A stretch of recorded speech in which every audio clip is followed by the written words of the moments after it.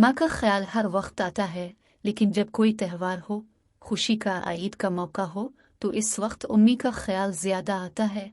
सब लोगों के खानदान इकट्ठे होते हैं तो कमी तो महसूस होती है कि मेरी उम्मी मेरे साथ नहीं। ये कहना था सैयद मुराद अली का, जो पाकिस्तान की नामवर शायरा परवीन शाकिर के इकलौते बेटे हैं।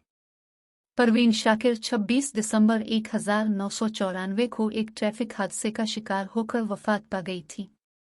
इस वक्त मुराद की उम्र 15 बरस थी और वो ओ लेवल के तालिब इल्म थे। परवीन शाकिर पाकिस्तान में एक रोमानवी शायरा की हैसियत से पहचानी जाती हैं। इनकी शायरी का मौजू ज़्यादातर मोहब्बत और औरत था।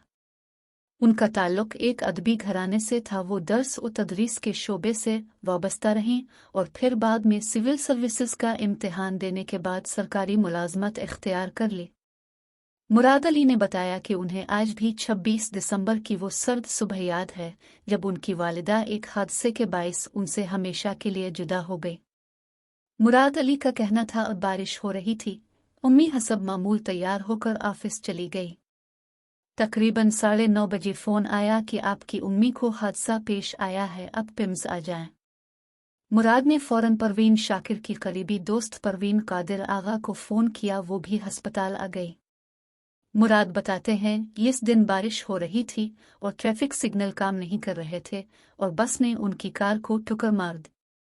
अस्पताल पहुंचने पर मुझे बताया गया कि जब उन्हें, परवीन शाकिर को, लाया गया तो नब्ज़ चल रही थी, लेकिन फिर उनकी वफ़ात की खबर दी गई।